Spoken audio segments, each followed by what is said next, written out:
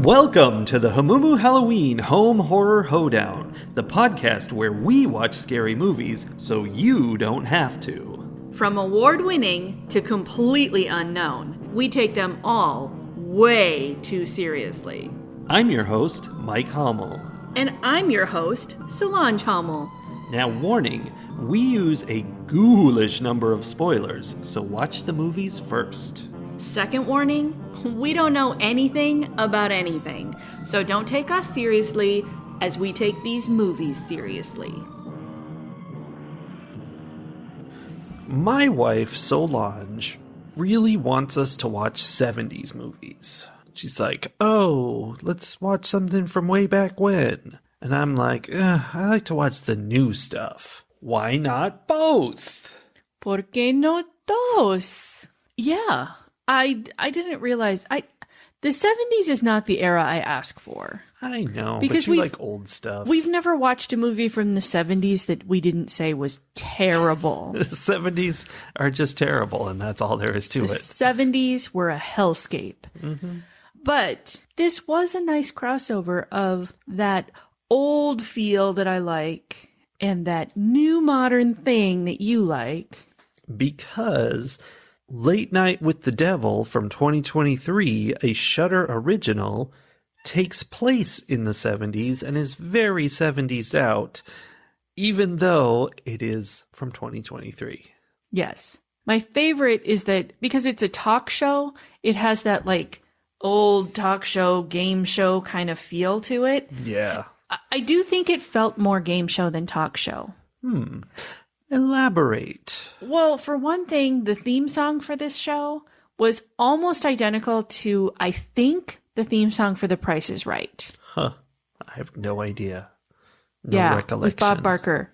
Do-do-do-do, do-do-do-do. Yeah, it was exactly the same, and I kept wanting it, like it would start exactly the same, and then it would go in a slightly different direction, and my brain would like be trying to correct it to that. And then it had loop-de-loops like Game Changer. It did have loop-de-loops. But it was not a game show. It was a late-night talk show hosted by Jack Delroy. He was the host of Night Owls. The movie opens with an extensive, just an actual exposition dump, which you don't usually find in movies, even when people complain about it.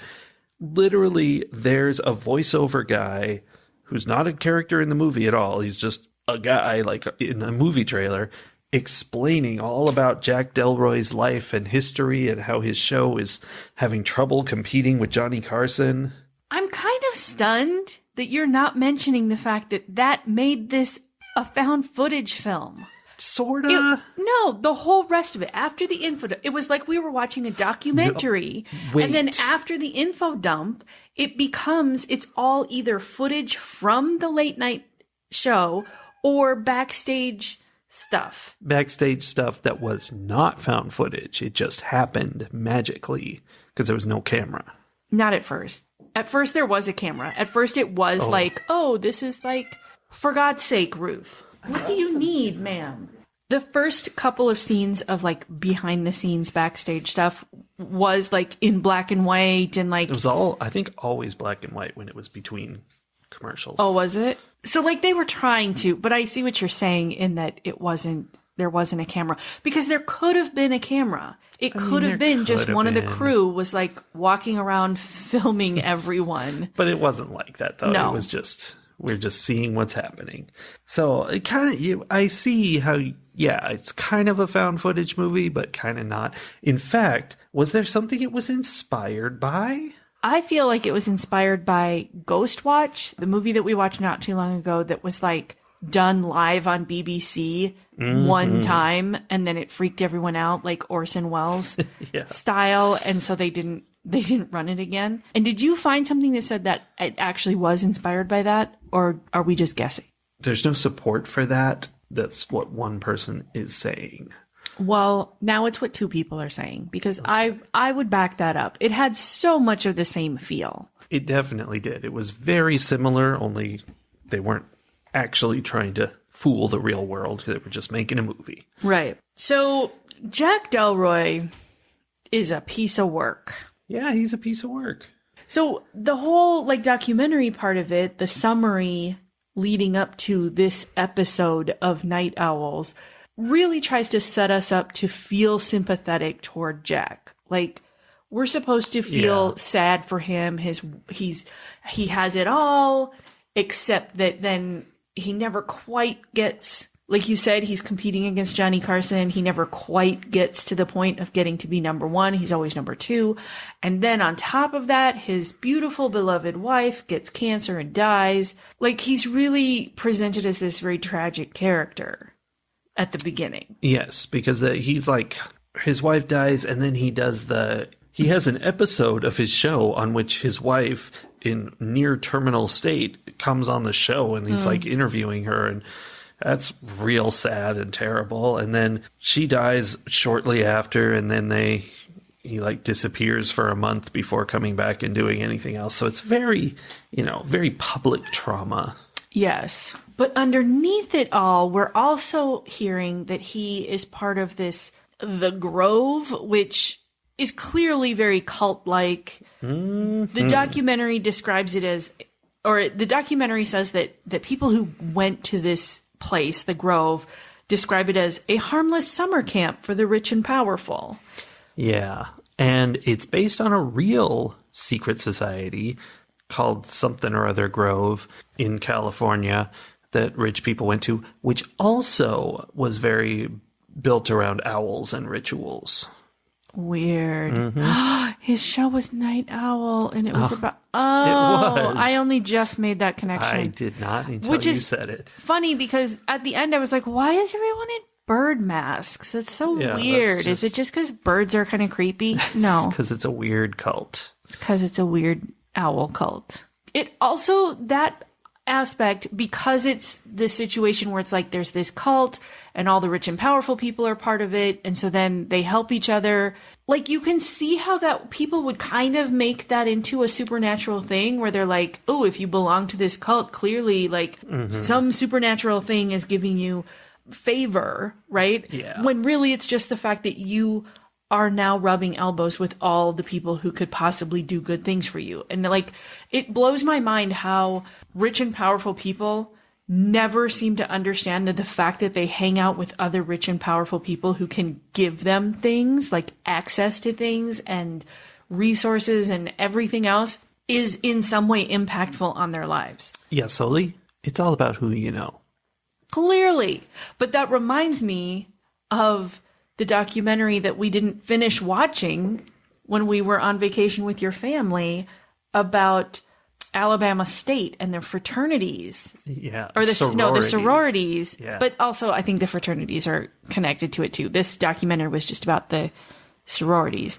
Bama Rush? Yes, Bama Rush. Because that's what they call that period of time where everyone is trying to get into the sororities.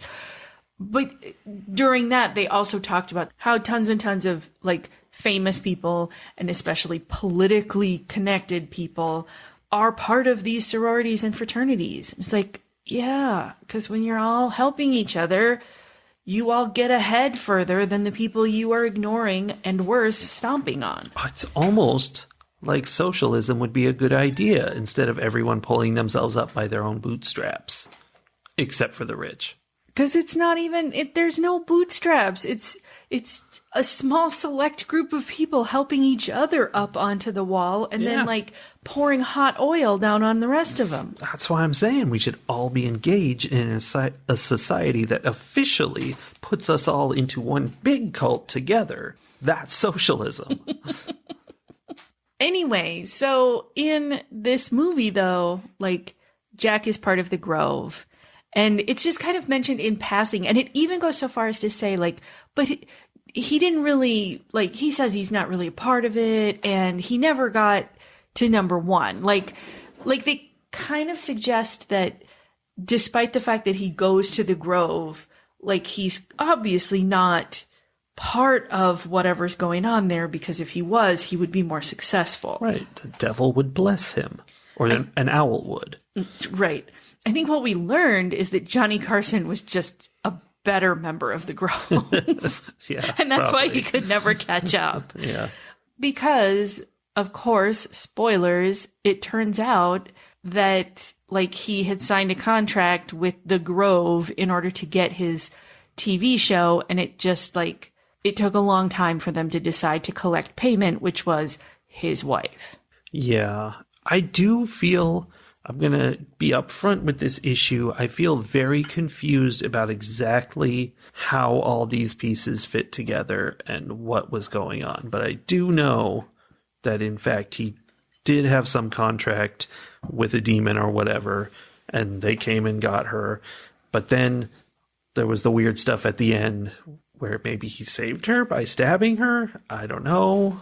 No, I mean, I think, okay, this is where the movie falls apart for me, because I think it was a really good setup, like all the things about how like these bad things happened. And I fully expected that after his wife died, that was the thing that pushed him over the edge and caused him to do some kind of deal. Like that he had actually been a sort of decent guy his whole life and had not gone into some, you know, into league with the devil essentially. But that when his wife died, he was like, screw it, I'm in. And it was, I thought it was going to be because he wanted her back. And that's why she was inhabiting the little girl, is that like he was bringing her back. So you think she was inhabiting the little girl? I do think so. That's weird because she kept being outside of the little girl. Well, I mean, I don't know. I think that it all got very clumsy at the end. And I don't know. I just think that it could have been told more clearly. And it was not what I wanted it to be, which was that he was a good guy who was pushed past a breaking point.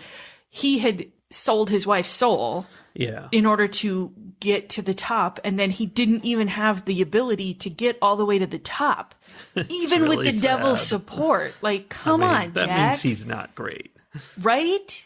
And then he's doing this whole thing. Here's the thing. I think the Grove set up this final episode because they needed Lily to be sacrificed in order for the Grove to continue. I think it ended up not being about Jack at all. It was about the Grove. Because remember, like, there was the thing in the middle about how the Grove... That was not the Grove, they were saying. That was some other cult, but I don't think that's true. Church of Abraxas. Yes. Let's get into that. Because Abraxas was the name of the school for bad kids where I grew up in Poway. I wonder what Abraxas means. Yeah, because you go to Poway High, but then you get expelled, and you're like, well, you got to have school somewhere. They send you to Abraxas, which is the special school for people who are troublesome.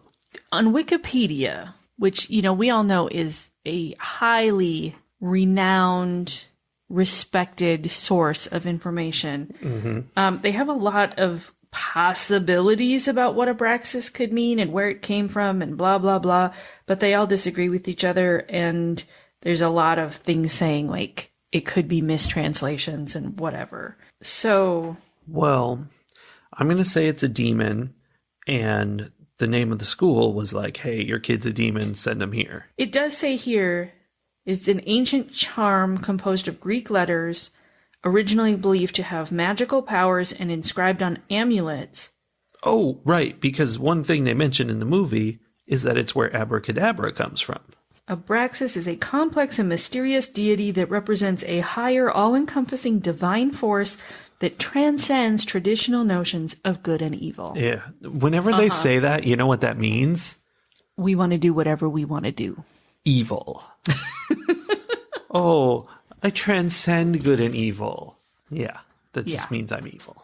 Yeah. Because you know why? Because if you only did good stuff, you'd be good. You only did evil stuff, you'd be evil. If you only do good stuff, but sometimes do evil stuff, you're evil.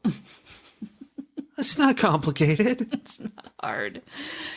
Yeah. So anyway, all the child sacrifices at Abraxas, the first church of Abraxas, get like murdered or stolen, or like somehow their cult rituals get disrupted.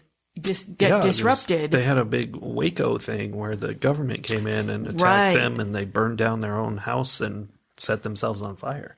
And Lily is the only child who is still alive. Like, she was saved. She is 13, looks like she's like in her early 20s. I think you looked it up. The actress was 18. Mm-hmm. I figured that they picked 18 so it would be an adult working on the film. But yeah, this adult face playing a 13-year-old child in the 70s when 13-year-olds looked much younger than they do now. It was not believable. And the cult of Abraxas was led by a guy named Dabo, D''ABO, which is a real name. Olivia Dabo is an actress. But every time they said it, it just sounds like Diablo. Yeah. Which is silly. Yeah. So my take on it is that the Grove needed this girl, this one remaining child sacrifice. They needed her to be sacrificed. And so they brought her on the show. They did all the hypnotism stuff, and Jack being hypnotized into thinking that his wife was back, or that he was reliving the guilt of how he had sold her soul to get ahead, sees her and she's begging him to put her out of her misery at the end, and he does it, and then it's not her at all because he was hallucinating. It's actually Lily, and he has completed the ritual. That was an interesting thing that they did, which is hypnotism has been in many movies and things, and generally the idea of hypnotism is the hypnotized person sees things that aren't there and is reacting to those. But in this case, apparently hypnotism is very powerful. And this guy who is a skeptic, who just, knows magic tricks. Carmichael Haig. Who is very closely based on James Randi, who is the same exact thing, a magician who went on to try to debunk paranormal things. And did he do the thing like Haig did, where he was like, I have a $10,000 check for whoever can prove it? I think it's $1 million. I mean, he's dead now, but he died maybe 5-10 years ago. And prior to that, he had this check that, was available, and they would bring people in and test them under, controlled circumstances. And he never had to give the money out because it's all nonsense. And that guy was doing hypnotism, and the movie showed us the hypnotism, and he was able to hypnotize everyone in the room and many people on TV, he said. We don't know. And I mean, I think that was the idea, that we saw. Yeah, we got hypnotized. What was happening because we fell under the spell, which I thought was a very interesting conceit to have in the movie. Yeah, it was an original idea that was pretty cool. And then also they go back and play back the video of it, and it turns out he's sitting there telling them what to see, and we just didn't see that the first time because we were being fooled. So that was kind of cool. But then they kind of used that idea later in the thing with, the end of the movie is very trippy, and we don't really know what's happening, and that could be all illusion, I guess, because indeed, as you said, he tries to stab his wife, and he ends up stabbing Lily, and I guess sacrificing her. Well, and again, this is where it kind of falls apart, because we've established that we see what's happening in the delusion because we are also hypnotized. But then in order at the end, so we're all going along with Jack as he kind of falls through the looking glass into these memories of his, and then, leading up to him stabbing his wife, aka Lily. But then in order for us to realize that he didn't stab his wife, we have to come out of the hypnotism in order to see what's really happening. But he also came out at that time and went, "Oh no." Yeah. I mean, it's there. It worked, but you can't look at it too closely or it comes apart. Well, and that's sort of like hypnotism. Yeah. I had a kind of a deeper problem with it, though, is that I just didn't understand how all these parts played together. Lily being possessed, presumably with Abraxas the demon, this Abraxas cult, the Grove, which, I mean, I guess they're one and the same. They're definitely related. Yeah, I think so. Well, and then, like you said, Lily sometimes seemed to be possessed by this demon and sometimes seemed to be possessed and have knowledge that only his wife could have. Yeah, and there was a whole thing that Lily did where she was like, "Hey there, Jack." And she was like, "We know each other." And it really seemed like it was going to turn out that Jack had done something very bad to this young girl.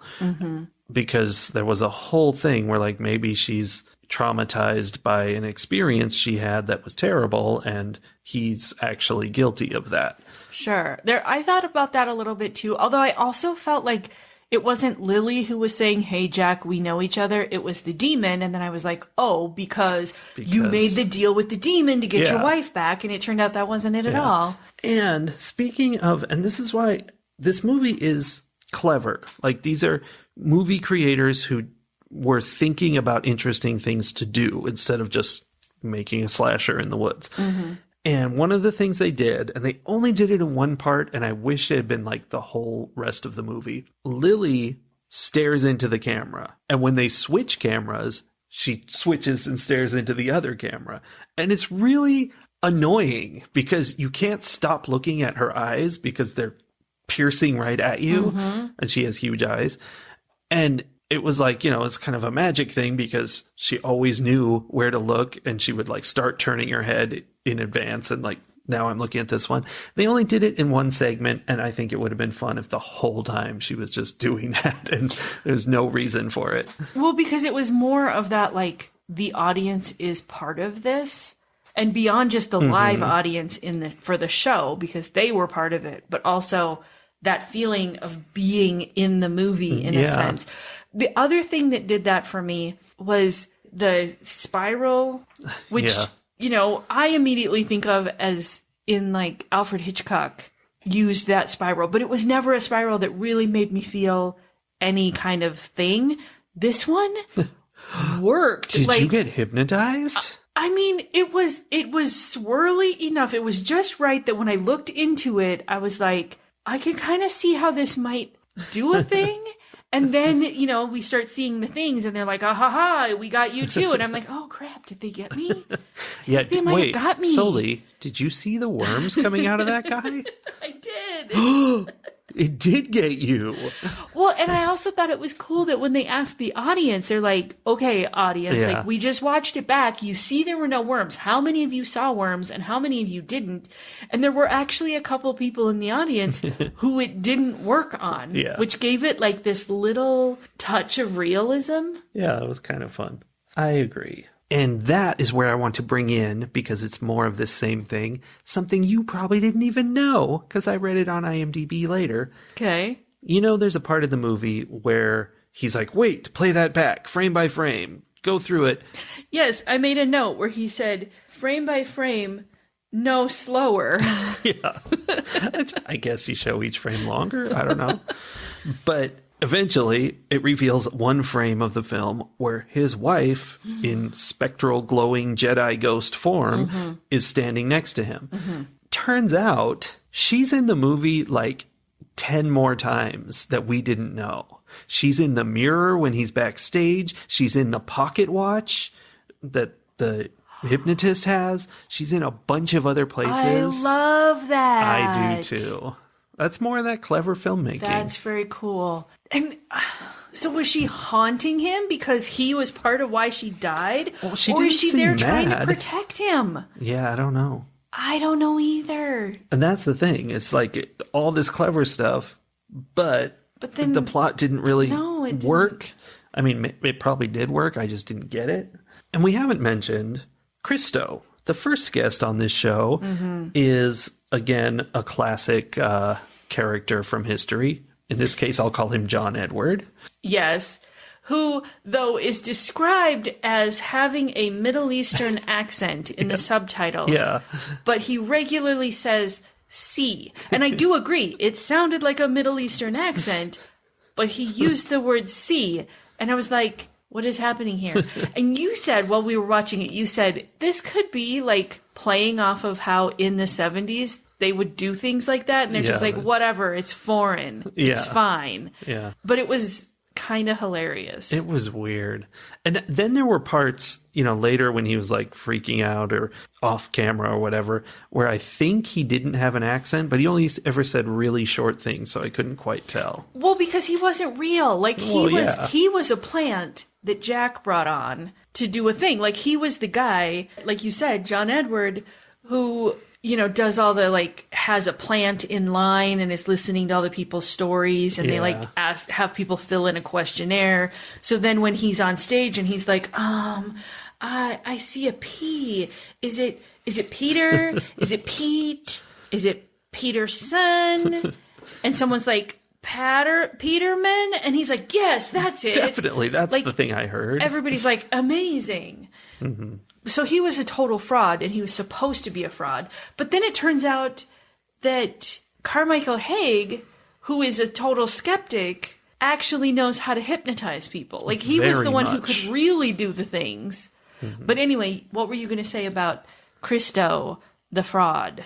Well, just that he's a part of this too. And he, of course, every time somebody like this is in one of these movies, turns out he's a fraud, but all of a sudden the spirits take control of him for real. And he's like, oh, and it's way worse. Oh, and his eyes turned white when that happened. And he projectile vomits swamp water.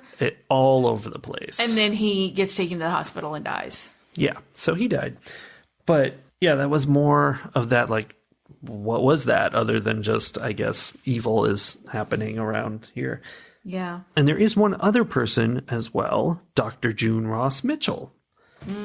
Which June is an interesting situation because that's Jack's new lady and also Lily's caretaker who's trying to help her with her possession, except not really. She's just trying to exploit her possession, just like...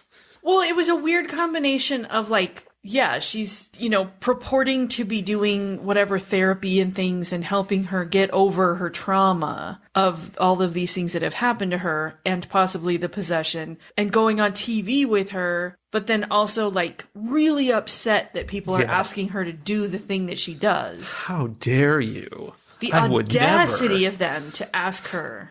Yeah, she's like, this is terrible. We're leaving. Well, okay, I guess I will strap her to a chair. Yeah, and force her to be possessed. That was weird. And again, it's more, I don't know, like it didn't quite make sense to me. It didn't all connect up in the end. Mm-hmm. It's like Mega Blocks instead of Legos. They don't quite go together. Right. They're a little loose.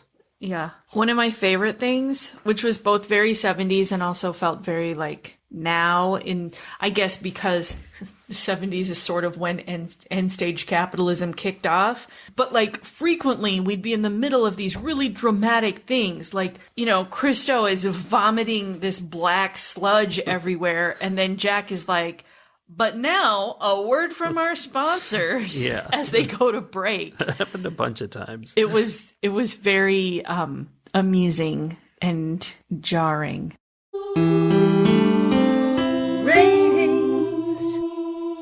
I have a lot of, I wouldn't even say nitpicks. They're kind of like major problems with this movie. Like it really didn't seem to hang together in the end.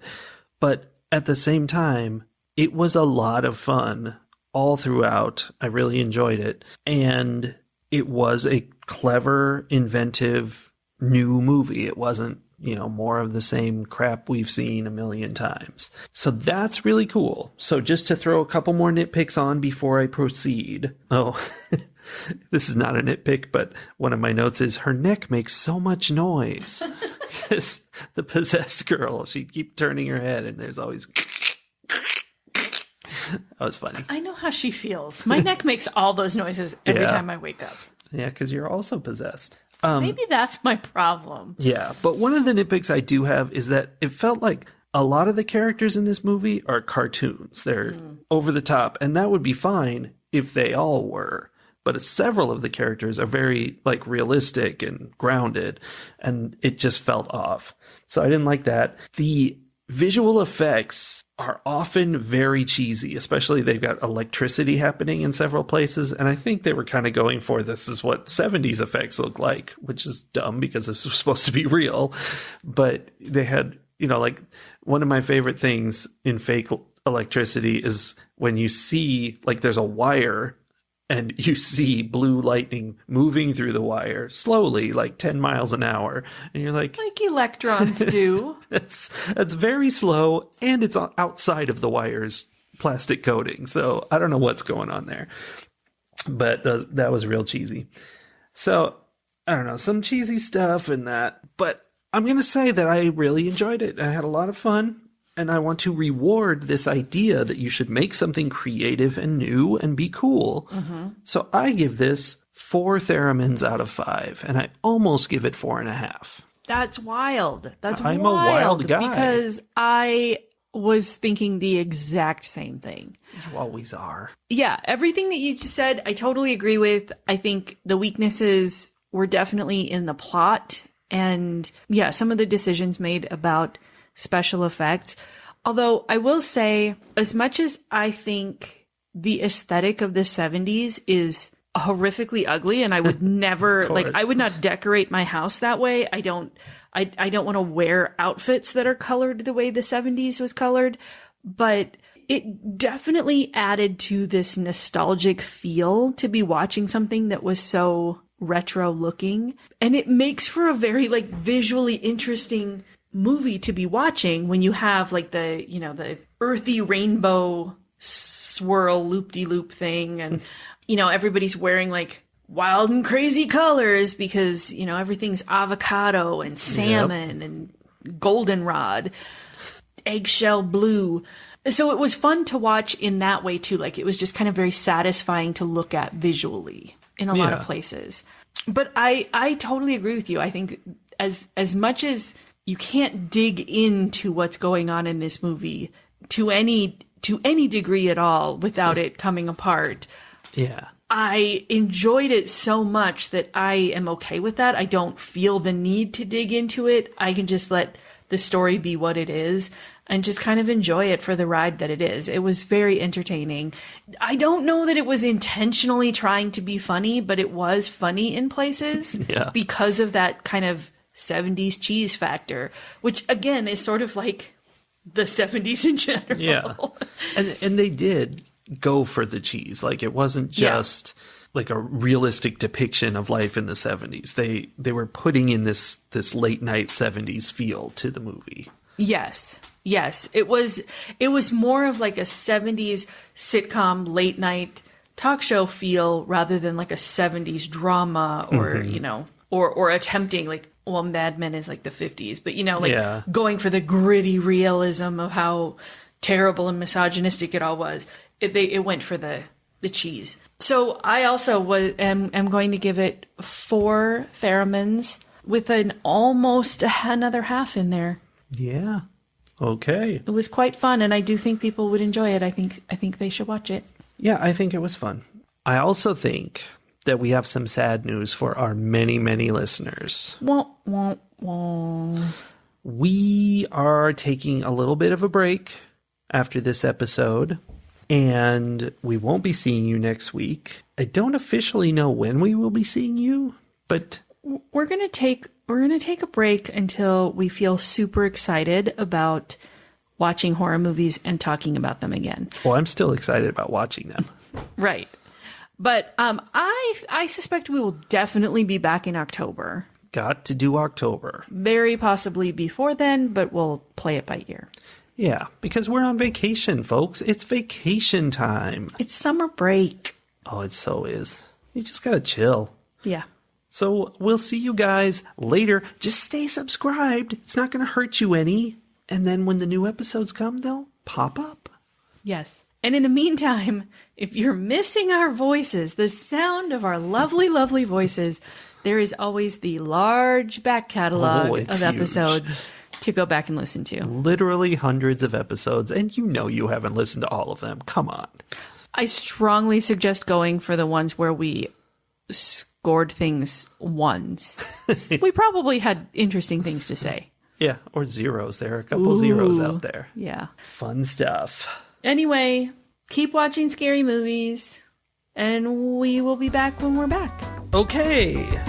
Bye, everybody. Bye.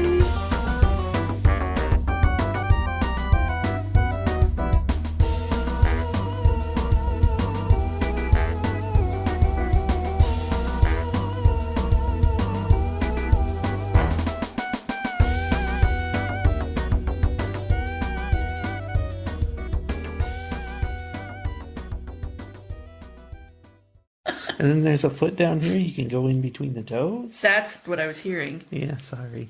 You're like, it's Ruthie. I was playing footsies with the table.